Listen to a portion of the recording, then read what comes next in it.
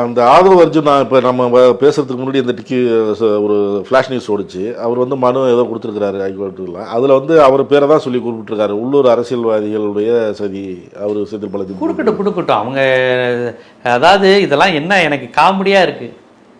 யாரை பார்த்து கை நீட்டணுமோ அவர் வேக வேகமாக எல்லாரை பார்த்தையும் கை நீட்டுறாங்க.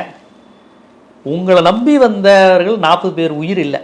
அவன் திமுக காரரா 40 பேரும் அதிமுக காரரா முழுக்க உங்களை ஒரு தலைவராக நினச்ச ஒரு கூட்டம் நம்ம வருத்தத்தோடு பதிவு செய்கிறோம்.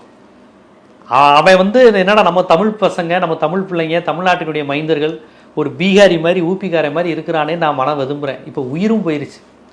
அவன் உயிரோடு இருந்தாவது பிற்காலத்திலேயாவது இது ஒரு தற்கொலை கூட்டம்னு விலைக்கு போக வாய்ப்பு இருக்குது.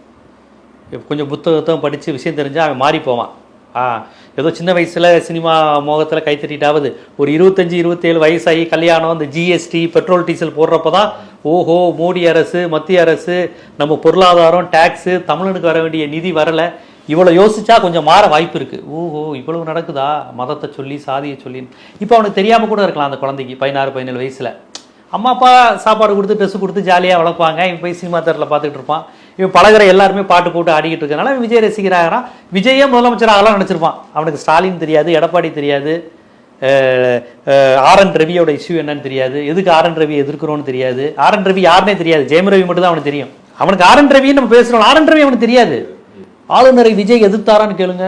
ஆளுநர் அப்படி என்ன செஞ்சார், எதுக்கு அவர் எதிர்க்கணும், ஸ்டாலினை மட்டும் தானே எதிர்க்கணும், அப்படி தான் நம்ம சொல்லி தந்திருக்காங்க. அவ்வளோதான் தெரியும் அவனுக்கு.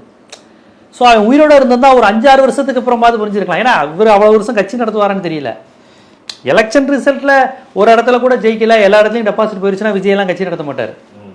ஏன்னா உண்மையான அரசியல்வாதி தோற்று போனாலும் மக்களுக்காக நிற்பான். இவங்களாம் தோற்று பதவியிலன்னா இருக்க மாட்டாங்க. சம்பவம் நடந்ததுக்கு அப்புறம் அங்கே வந்து விரைவாக கிளம்பிட்டாரு அப்படின்னு சொல்கிறாங்கல்ல. அது எப்படி சார் கிளம்ப முடியும் சார்? என்னை தலைவனாக ஏற்றுக்கிட்டு ஒரு கூட்டம் 15 மணி நேரம் நின்று செத்து போயிருக்கு சார். அந்த 40 பேர் குடும்பத்தை கூட பார்க்காம எப்படி சார் அவரால் கரூர் நைட்டு தூங்க முடியும்? கரூர் நைட்டு எப்படி சார் கிளம்ப முடிஞ்சு? ஏதோ ஓடுறாரு சார். ஒரு தலைவன் ஓடலாமா சார்? உன் தொண்டர் செத்து போயிருக்கிறான்.